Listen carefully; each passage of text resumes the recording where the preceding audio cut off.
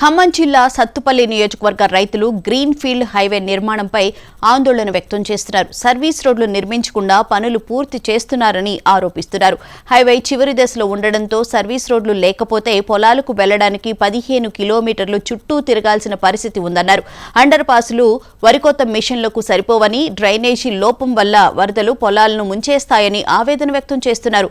ముందు హామీల ప్రకారం సర్వీస్ రోడ్లు నిర్మించాలని డిమాండ్ చేస్తున్న గ్రీన్ ఫీల్డ్ హైవే రైతులతో మా ప్రతినిధి రామకృష్ణ ఫేస్ టు ఫేస్.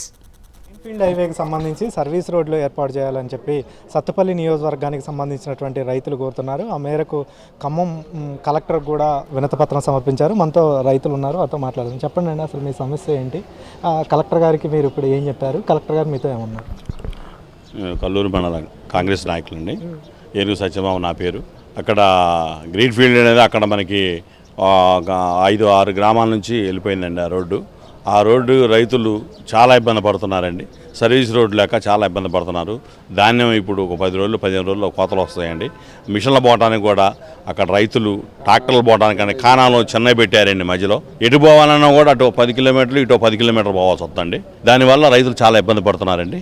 అట్లానే ఆ గ్రీన్ఫీల్డ్ హైవే లారీలు అక్కడ గ్రామాల్లో నుంచి వచ్చిన ఎన్నవెల్లి గ్రామం నుంచి వచ్చి పెదకొరకుండి, చెన్నూరు, లింగాల ఆ 3 గ్రామాల్లో కూడా రోడ్డు మొత్తం పతనం అయిపోయినాయండి. యాక్సిడెంట్లు కానీ ఆ గుంటల్లో యాక్సిడెంట్లు రేత్రి పగులైనాక ఈ వర్షాలకి యాక్సిడెంట్లు అవుతున్నాయండి. ఆ రోడ్డు పట్టించుకునేవాడు ఎవలేడండి.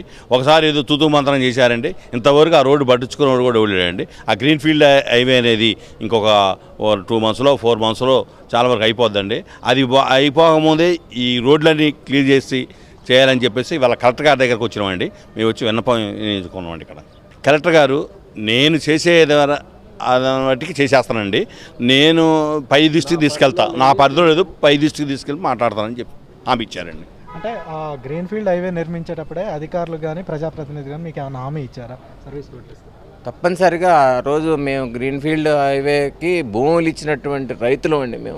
మేము ఇస్తే మేము రైతులు అంతా ఇబ్బంది పడతాం. రేపు గ్రీన్ఫీల్డ్ హైవే అంటే చాలా ఎత్తుగా ఉంటుంది, మాకు పొలాలకు రేట్లు వస్తాయి తప్ప మేము మా పండించుకున్నటువంటి పొలాలకి బయటికి పంట తీసుకెళ్ళినటువంటి పరిస్థితి ఉంటుంది. మరి ఇట్లా ఇంత హైట్లో వస్తుంది కాబట్టి మరి మాకు సర్వీస్ రోడ్డు కావాలని చెప్తే ఆ రోజు కంపల్సరీగా మీకు ఏ సదుపాయాలు కావాలంటే ఆ సదుపాయాలు మేము అమరుస్తామని చెప్పేసి మీకు సర్వీస్ రోడ్లు కంపల్సరీగా ఇస్తామని చెప్పేసి ఆ రోజు హామీ ఇవ్వటం జరిగింది.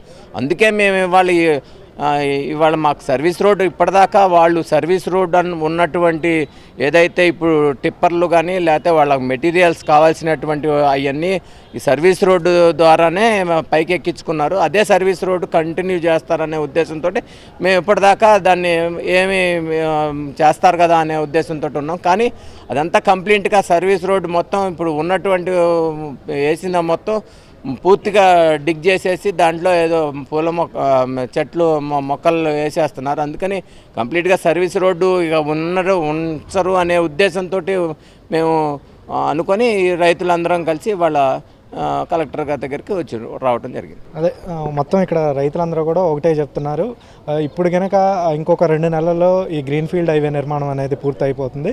ఇప్పుడు కనుక సర్వీస్ రోడ్డు వేయకపోతే అక్కడ ఉన్నటువంటి పొలాలన్నీ కూడా నిరుపయోగంగా మారేటటువంటి అవకాశం ఉంది. పొలాల్లోకి పెద్ద యంత్రాలు కావచ్చు, ఇటు ట్రాక్టర్లు కానీ ఏమి వెళ్ళేటటువంటి పరిస్థితి లేదు. కాబట్టి ఒకవేళ ఇదే ప్రకారం గ్రీన్ఫీల్డ్ హైవే నిర్మిస్తే తమ పొలాల్లోకి వెళ్ళాలంటే కనీసం ఒక 10 నుంచి 15 కిలోమీటర్లు చుట్టూ వెళ్ళి రావాల్సినటువంటి పరిస్థితి ఉంది.